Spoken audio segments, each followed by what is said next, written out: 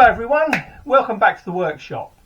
Today I want to talk about my GSXR750. It's an L7 model from 2017. Now those of you that have been following the channel for a while may recall that last year I went to Romania on a year 2000 Fireblade. And while the bike got me there and back and I did thousands of miles on it, the engine was not good. I mean, I'm not really sure what was wrong with it, but I'd spent so much money on it, I just didn't want to throw any more at it. So I chopped it in and I saw this GSXR750 and I thought that's a nice looking bike. And what I could do is I could make this into a long distance touring bike, a bit like I did with the Fireblade, in that I did a flat bar conversion for the front to make it more comfortable. And also it had enough go and enough chassis capability to enjoy the twisty bits when you get there.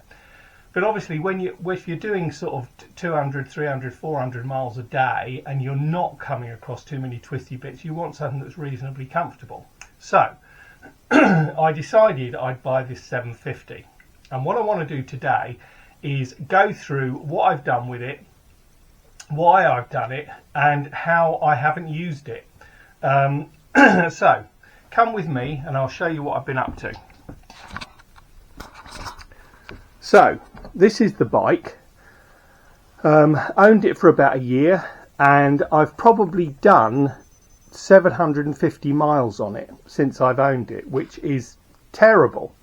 I mean, I've got other bikes that I've done many thousands of miles on, but for this one I just haven't had the opportunity to use it the way I wanted to. And part of that reason is because I spend an awful lot of my life going on holiday, and the other reason is the weather's been crap, and the other reason is that I've been waiting for parts. So one of the first things I wanted to do to the bike was change the handlebars. I liked clip-ons, but the clip-ons that came with the bike were just too extreme for me now. I mean, I've had two GSXR1000s, I've had Fireblades, I've had other sports bikes, and I've done thousands, tens of thousands of miles on them. But as you get a bit older, you know, I'm 63 now, I need something that's just a little bit more comfortable. But I still want the sports bike buzz. You know, I love sports bikes, and I don't see that changing.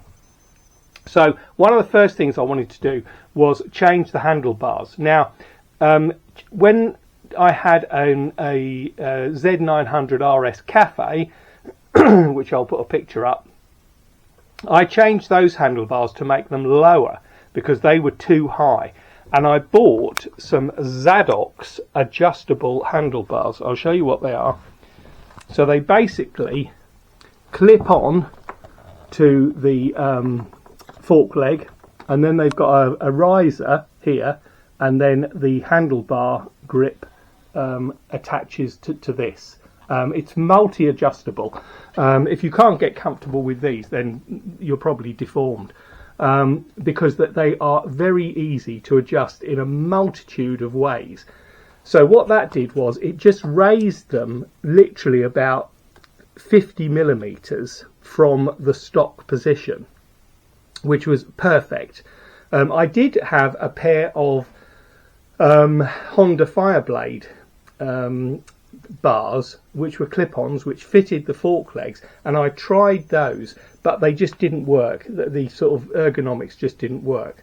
So that was the first thing I needed, and these took weeks to arrive, you know, because of whatever reason. So they took ages to arrive.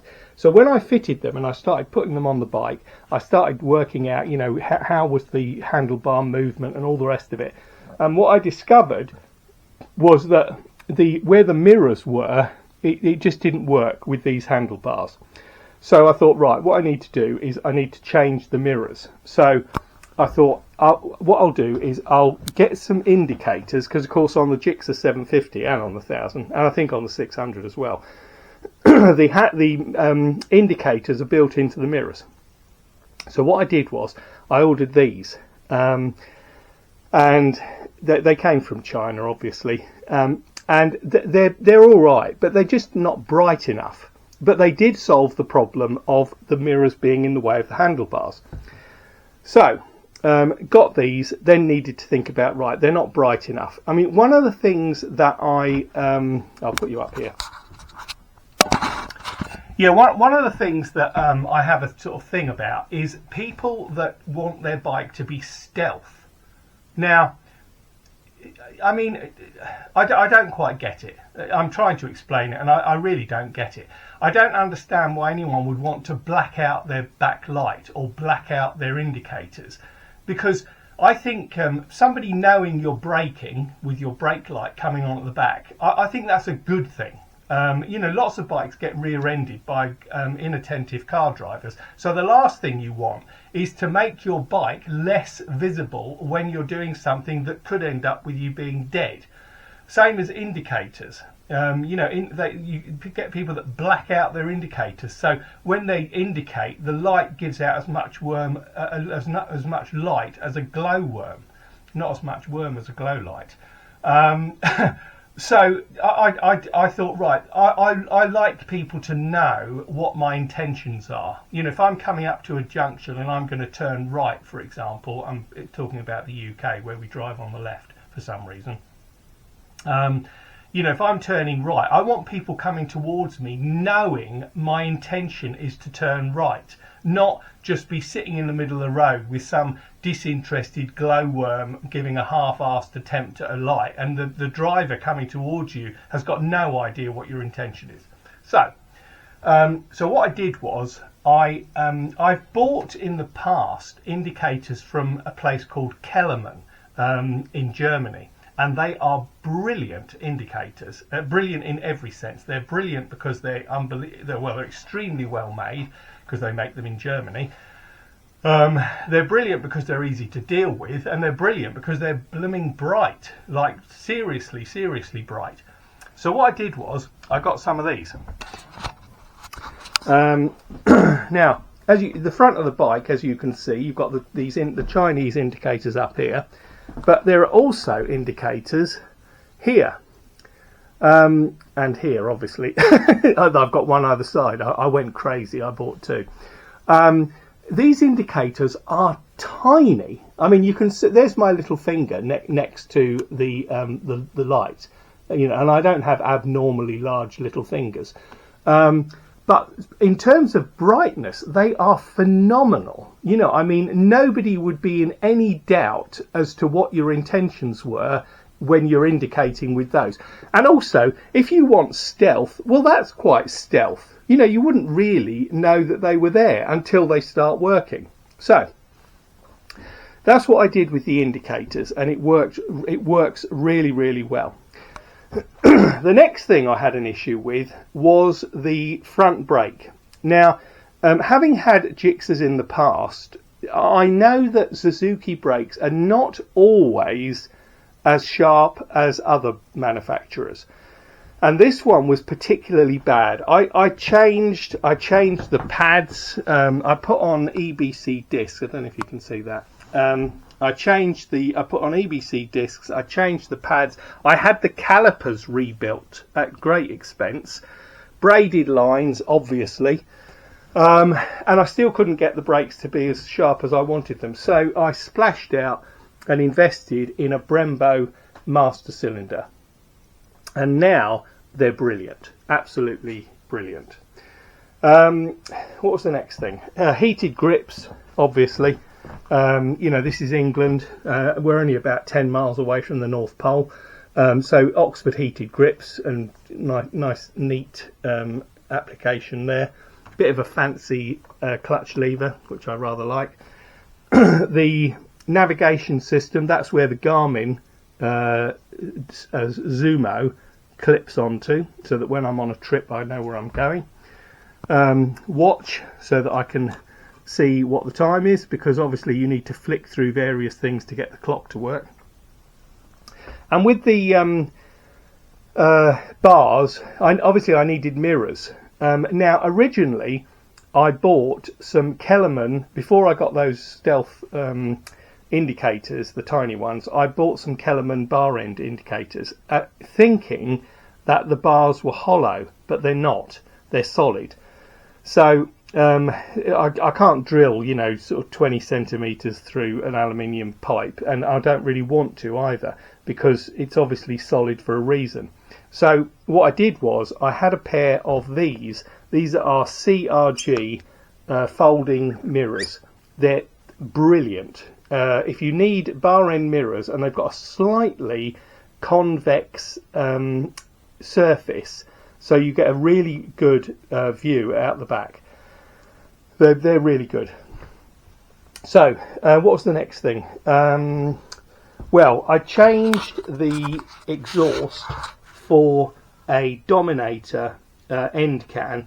I haven't changed I haven't made it a straight through system. I've left the header pipes as they are. The cat is still there.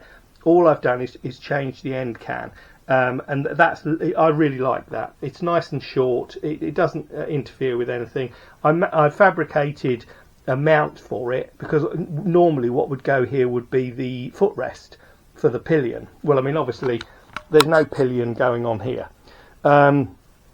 So I just fabricated out some aluminium plate that I had, a bracket, and I think that looks pretty cool.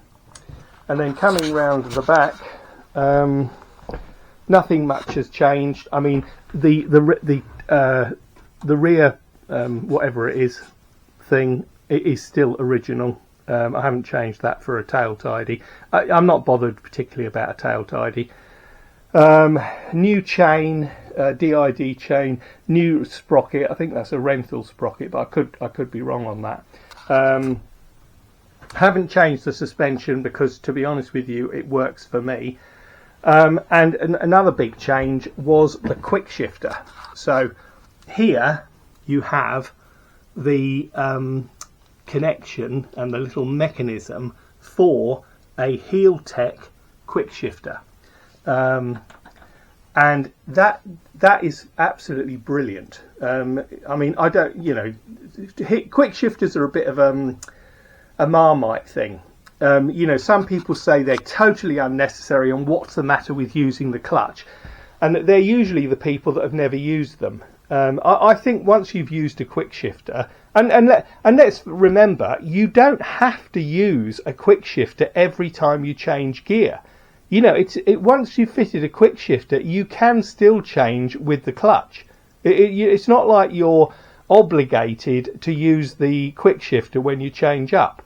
And obviously this is a change up only because it's got a cable throttle. But in terms of its sensitivity and its action, because the thing is with let me put you back up here, and I can talk to you properly. Yeah, the thing is with gearboxes, and each manufacturer is slightly different. In my experience, and I've had, you know, Yamahas, I've had the big four, you know, Yamaha, Honda, Suzuki, Kawasaki. The worst gearboxes I've encountered are Kawasaki. They are so agricultural. I mean, it literally is like riding a Harley Davidson. Not that I've ever ridden a Harley Davidson, but enough people have told me how clunky their gearboxes are to know. Suzuki gearboxes are the slickest gearboxes I've ever worked with. They are just brilliant, and so they match perfectly a quick shifter. And this quick shifter is just seamless.